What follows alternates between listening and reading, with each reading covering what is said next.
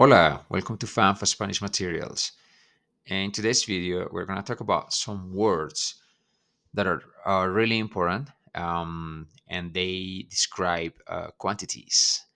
So let's start with some of them. Um, some is one of them, actually. A bit, none, nobody, somebody, and so on. So, alguien. What is alguien? Alguien means somebody or anybody. Yeah. One example here. Hay alguien en la casa. It's like, is there anybody home?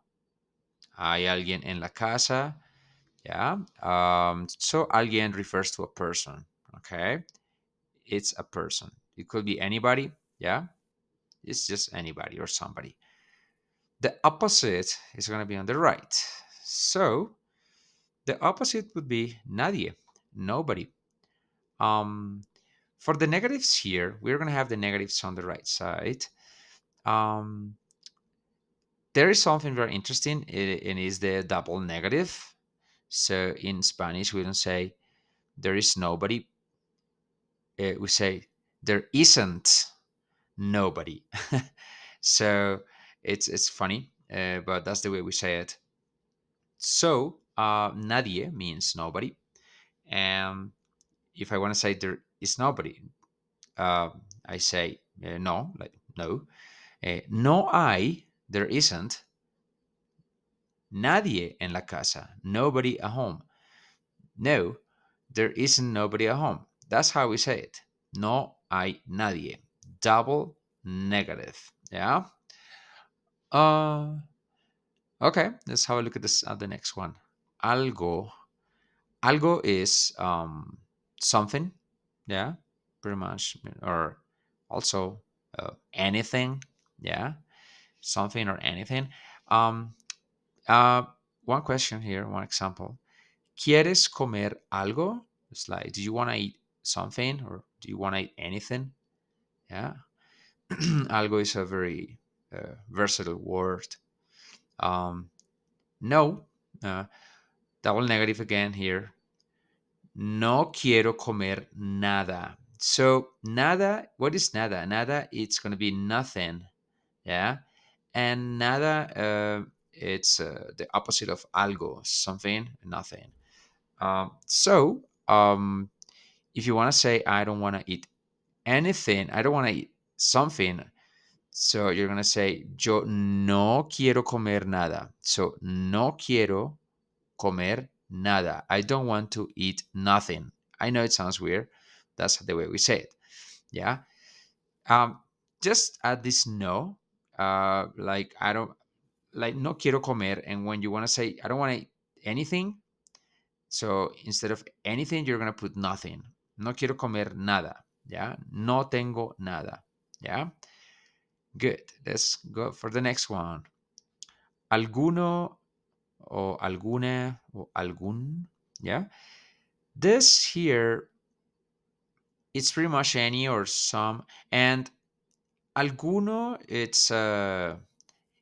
it's talking about among many options, is there any that, you know, is that among all of them, is there any that has a specific characteristic? So let's have a look at this question. ¿Hay algún restaurante aquí? It's like, is there any restaurant restaurant here? Like among all of the restaurants, is there one somewhere here? So I algún. Why did I use algún here? Because if it's a if you're gonna name the noun restaurante, if it's masculine and you're gonna name it, you're gonna use algún. Yeah. If it's masculine singular and you're going to name it, you're gonna use algún. Only in this situation. If it's feminine, uh, you can use alguna, and alguno is if you're not naming the noun. If I'm not naming the restaurant, it will be hay alguno aquí. Is there any here? If I say, is there any restaurant here? Then I say, ¿hay algún restaurante aquí? Because I'm naming the noun restaurante. So, yeah, this is alguno, alguna, yeah. Also, it can be seen as some, yeah. Um, so there are some of them, yeah. Now, uno and una.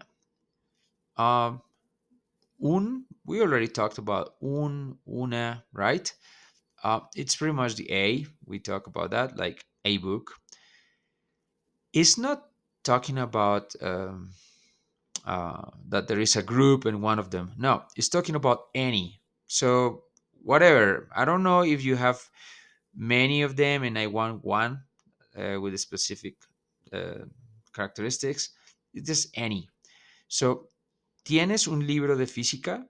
Do you have a book of physics? Uh, yeah. So, in this case, I don't know if you have many books. I'm just saying, do you have a book, physics book? That's it. If I ask you, let's say, ¿tienes algún libro de física? That means I know you have many books. And I'm asking you if one of them is about physics. Here, ¿tienes un libro de física? I'm not implying that you have many books. I'm just saying, do you have a book about physics? Maybe that's the only one you have. Yeah. But yeah, that's the difference between uno and alguno. Yeah.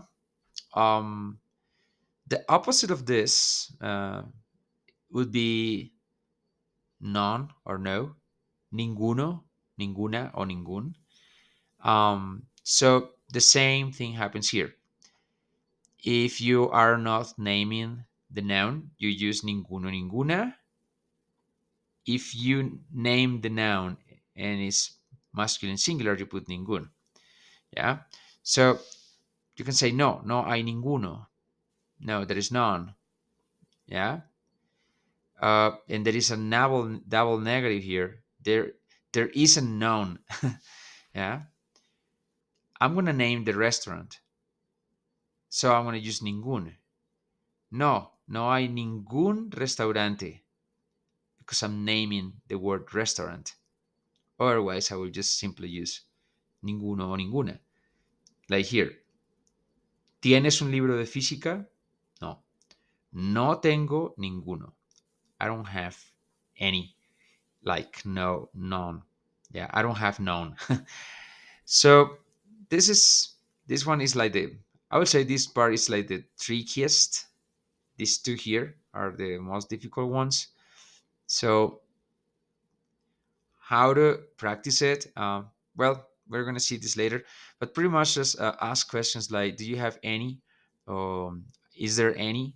Yeah, by asking this question here, and and listen to people's answers here. They're gonna say this kind of stuff if there isn't. Yeah. Or if they don't have. Yeah. Do you have money? No, I don't have money. Or I don't have any. Yeah, no tengo nada. It's like, um, double negatives are kind of tricky, but you're going to get used to it by listening what people say, and you're going to get the feel of this later. Um, okay, let's have a look at some other uh, words. So, uh, Algunos, yeah. Here is not the opposite. Right is not negative. They are all just words. So algunos, algunas, we already said among uh, many, a group of many of them. So like some of them have some characteristics, right? So you have many here, but then some of them are small.